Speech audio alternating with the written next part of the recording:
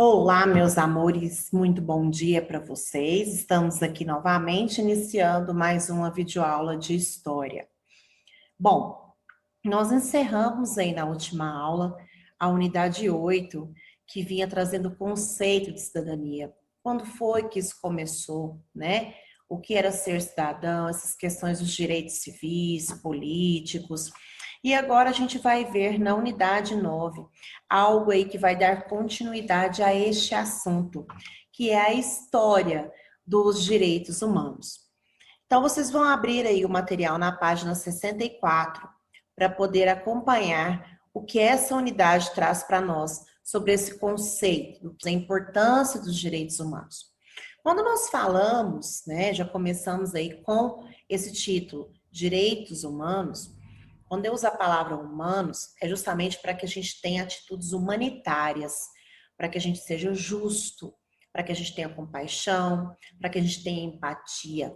Mas será que realmente acontece tudo isso? Nós vamos ver isso também. Vamos ver como que surgiu esses direitos humanos, aonde eles surgiram, o porquê, e vamos ver também se isso fica só no papel ou se realmente acontece de fato. Aí na página 64, nós temos aí, logo na abertura da unidade, uma imagem de crianças, né, com a Declaração Universal dos Direitos Humanos aí em Nova York. Elas estão olhando essa Declaração dos Direitos Universais aí e vendo essa questão dos direitos humanos, o que, na verdade, contém nessa declaração. E logo em seguida, a página 65 diz assim: o que eu sei? Você já ouviu falar em direitos humanos? Bom, acredito que muita gente já ouviu falar sobre os direitos humanos, né? Inclusive, quando a gente vê notícias no jornal, quando a gente vê atitudes de violência ou algo que extrapola os limites, inclusive que passam a infringir as leis, né? Que tenham atitudes que não são legais. Então, a gente sempre escuta esse termo. É importante que todas as crianças do mundo os conheçam, não só as crianças.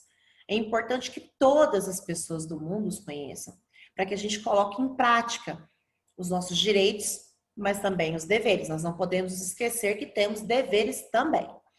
Em sua opinião, como podemos ajudar na busca da garantia dos direitos humanos?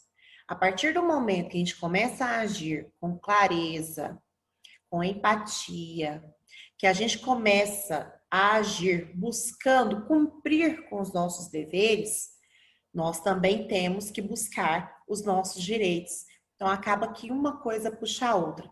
Nós temos que ter esse equilíbrio, né?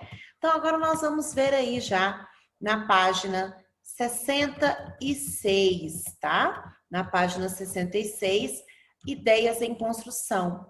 O que são direitos humanos e por que foram criados? Grifem aí. Os direitos humanos são garantidos por lei a toda pessoa independente de etnia, origem, cultura, idade, nacionalidade, grupo social, religião, entre outros.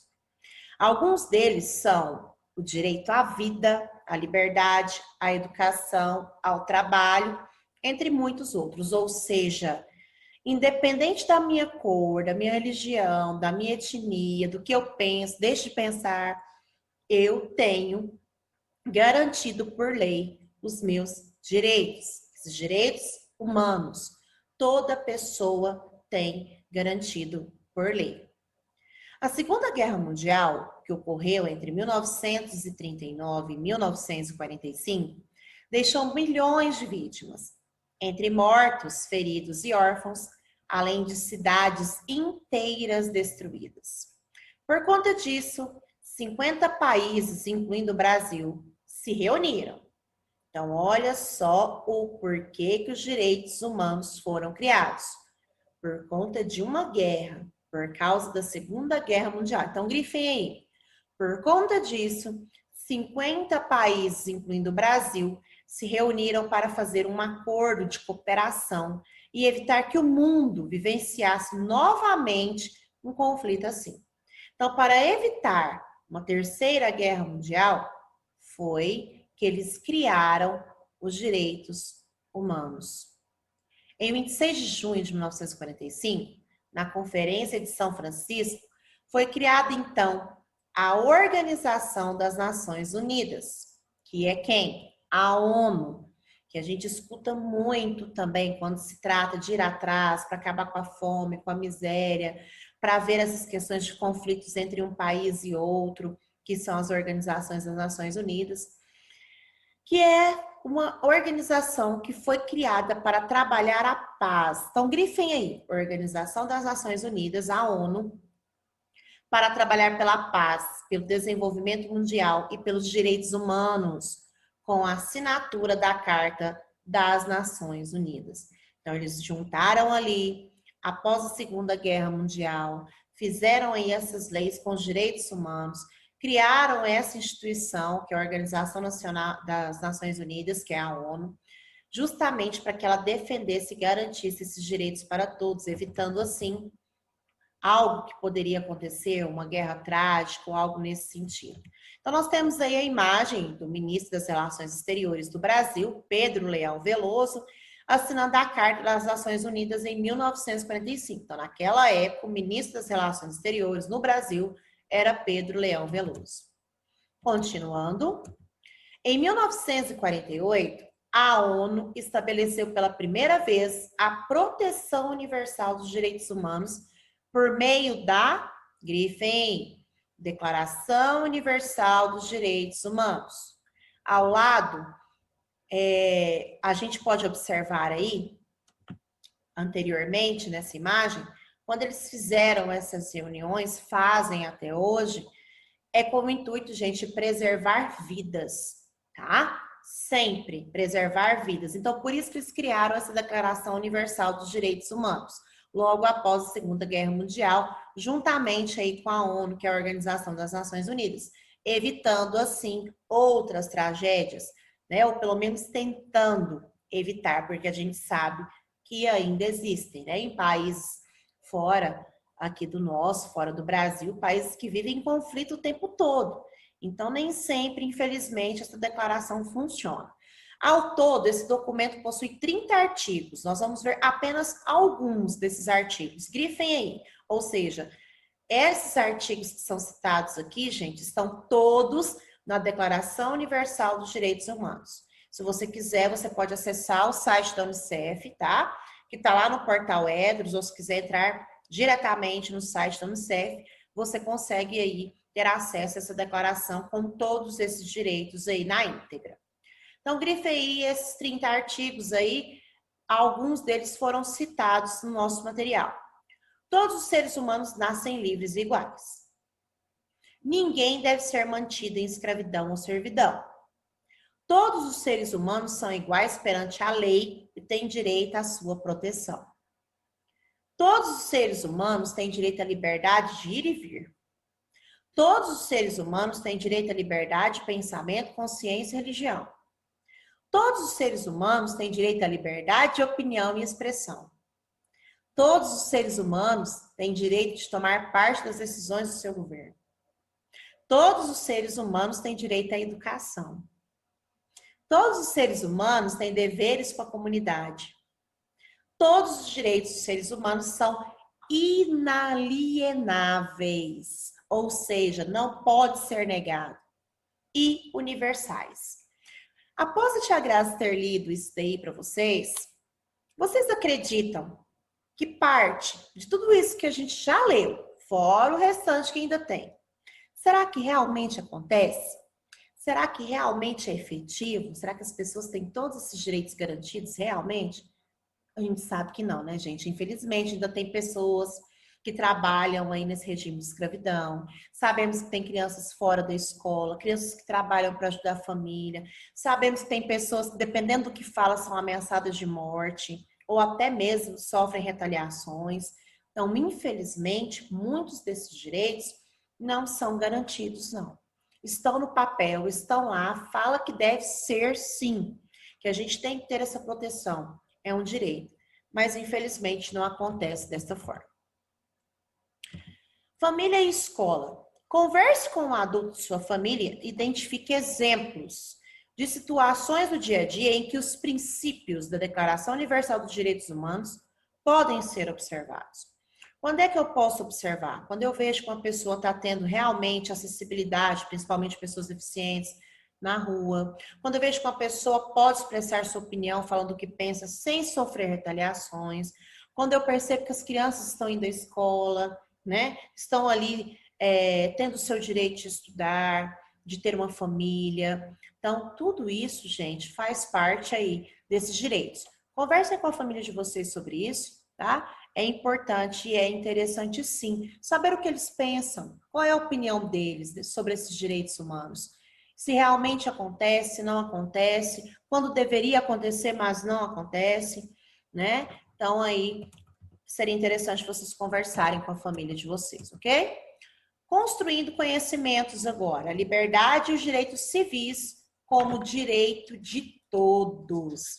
Então, agora nós vamos ver que isso daí é um direito de todos, ok? A Declaração Universal dos Direitos Humanos foi inspirada na Declaração dos Direitos do Homem e do Cidadão, elaborada na França em 1789, quando teve início um movimento popular chamado Revolução Francesa. Esse movimento, que durou 10 anos, conseguiu derrubar um rei, gerar diversas transformações sociais e garantir direitos civis à população francesa. Ou seja, direitos que eles antigamente não tinham, né?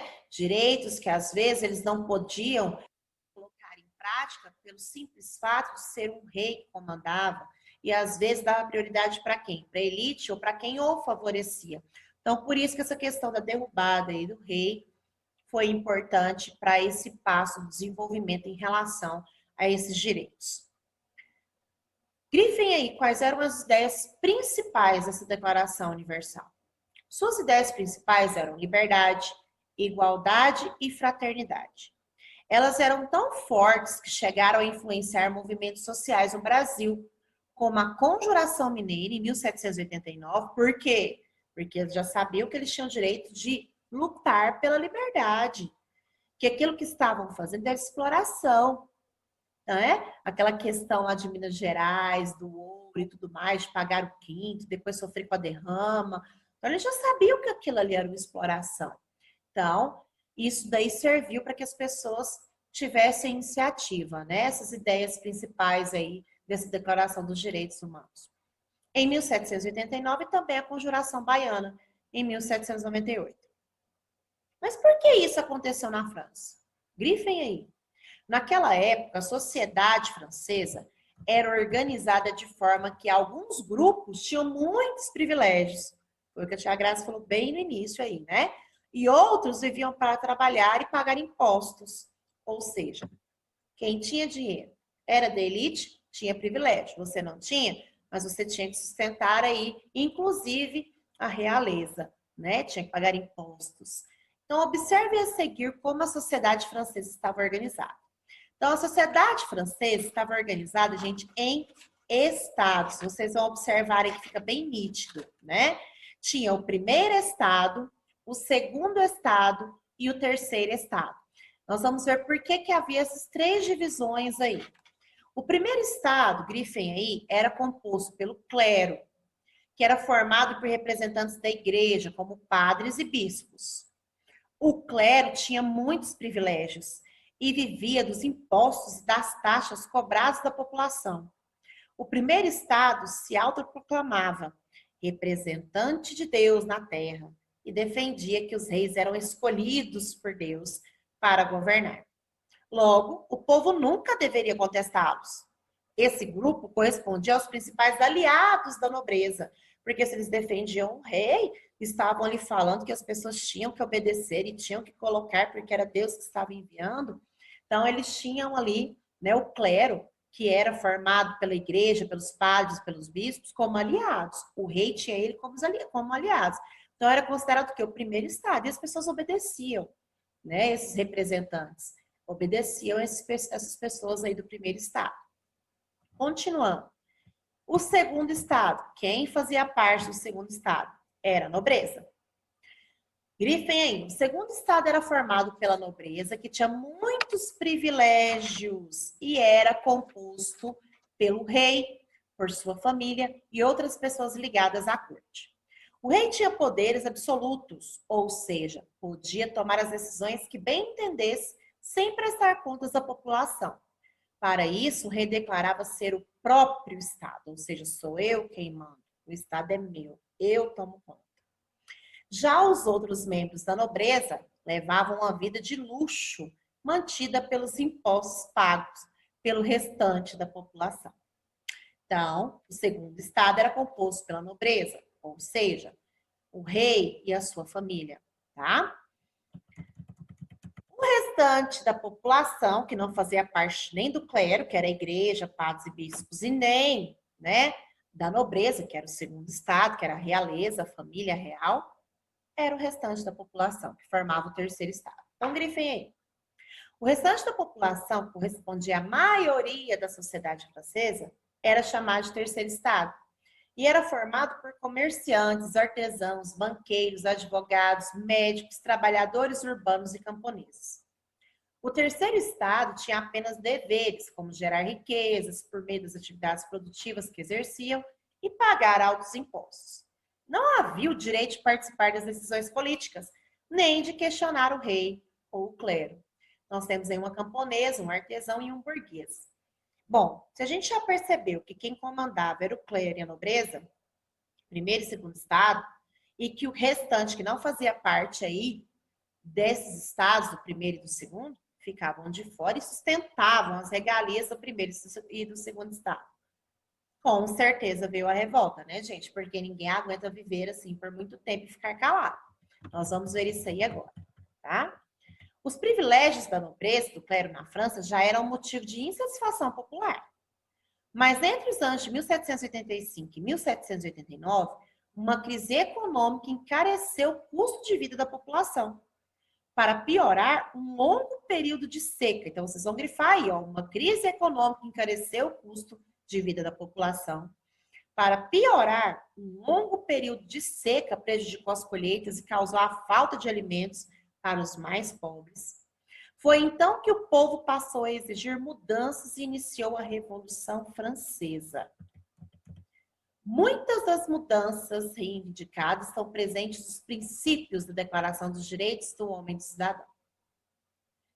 Nesse documento, com 17 artigos, são descritos os direitos essenciais a todo cidadão, como de liberdade, igualdade, o direito à propriedade, grifa isso aí. Liberdade, igualdade, direito à propriedade, o direito à liberdade de expressão, o direito de ser considerado inocente até que se prove o contrário, ou seja, que comprove a culpa e a ideia de que o Estado não é seu governante, mas sim a população, que recebe o nome de nação.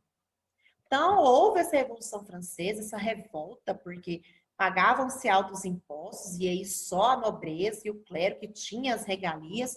Então, a população se revoltou. Por isso o nome Revolução Francesa. Daí, então, criaram essas declarações dos direitos do homem e do cidadão, defendendo a nação, defendendo as pessoas que mais necessitavam e querendo igualdade, né?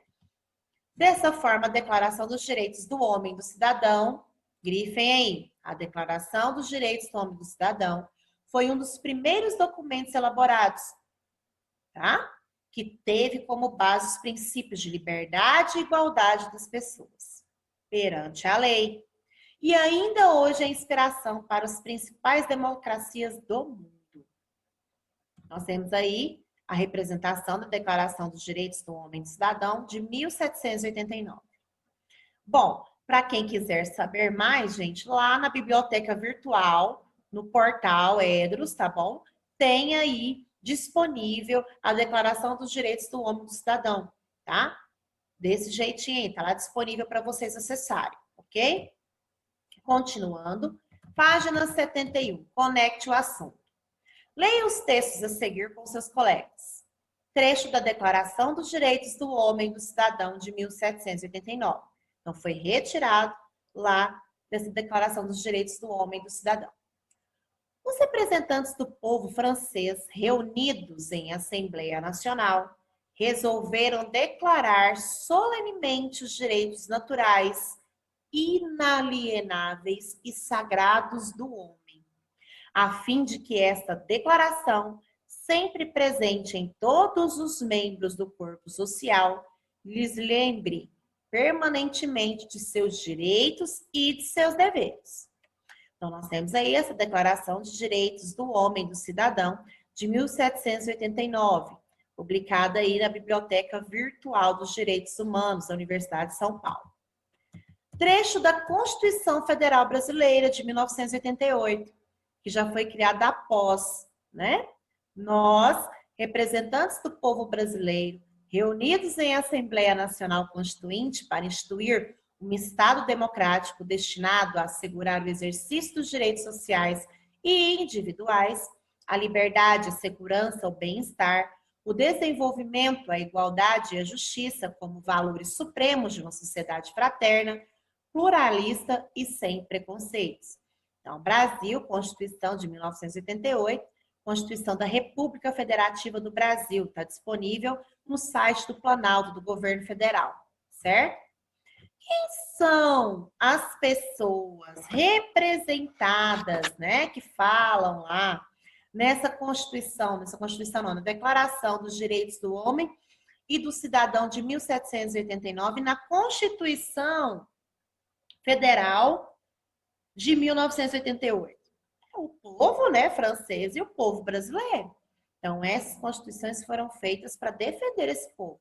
Então, quem estavam sendo representados? O povo francês e o povo brasileiro, que buscava igualdade, buscava liberdade, né? Qual ideia defendida pelos franceses na Declaração dos Direitos do Homem e do Cidadão pode ser identificada também na Constituição Federal do Brasil? A ideia da garantia dos direitos, né, gente? Dos direitos dos cidadãos. Não é isso que ela veio garantir para nós? O direito à liberdade, à igualdade, à fraternidade? Então, são os direitos, sim, ok? Página 72. As ideias de liberdade chegam às colônias francesas nas Américas. Ao dominar novas rotas para o Oriente por meio das grandes navegações, os europeus conquistaram muitas terras, como as Américas. Grifem aí.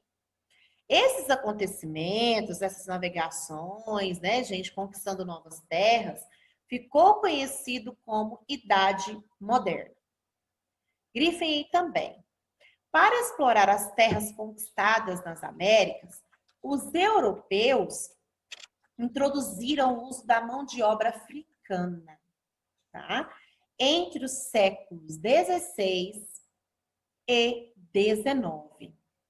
Cerca de 12,5 milhões de africanos escravizados embarcaram para o novo continente, dos quais cerca de 4,5 milhões tiveram como destino o Brasil. Por que fizeram isso, tia Graça? Porque eles precisavam de mão de obra. E escravizavam aí os africanos, que na verdade queriam uma vida melhor, né? E aí eles utilizavam da má fé, né, para trazer esses africanos para o Brasil e escravizá-los, uma vez que não conseguiram fazer isso com os índios, né? Porque conheciam muito bem essas terras. Então, os índios fugiam com facilidade, não eram arredios e não trabalhavam como eles queriam, não tinham uma força braçal. Então, os escravos sofreram bastante aí, tá? Os africanos. Como já se sabe, os escravizados nunca aceitaram as condições que lhes foram impostas e resistiram de várias formas. Mas as ideias de liberdade, igualdade e fraternidade da Revolução Francesa impulsionaram a organização de movimentos sociais dos próprios escravizados para romper com a escravidão nas colônias francesas localizadas na América Central. Foi o que aconteceu em São Domingos, região que corresponde ao atual Haiti. Em 1789, a população era formada por cerca de 558 mil pessoas, das quais 500 mil eram escravizadas. A colônia era uma das que mais gerava riquezas para a França, produzindo açúcar e café. Grifem aí. As ideias da Revolução Francesa chegaram ao continente americano em 1794. quando revolucionários declararam o fim da escravidão em todas as colônias francesas. Isso levou os escravizados a se mobilizar para garantir que ela fosse cumprida.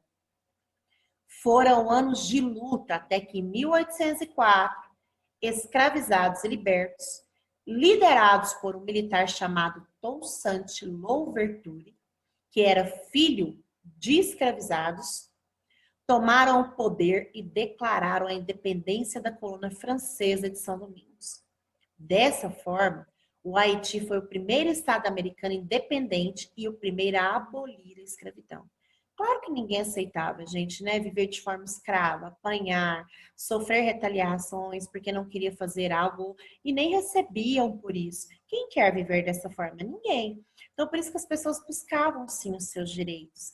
E acabou que essas declarações que foram criadas, essas instituições, ajudaram muito para que isso acabasse. Porém, a gente ainda sabe, apesar de ser pouco, mas ainda existe pessoas que trabalham de forma escrava, né? Mas sabemos que essa parte aí, onde a escravidão era algo muito sério, melhorou bastante. Já não temos mais esse tipo de situação, até porque escravidão é crime, tá? Escravizar alguém, submeter alguém a trabalho escravo é crime, ok?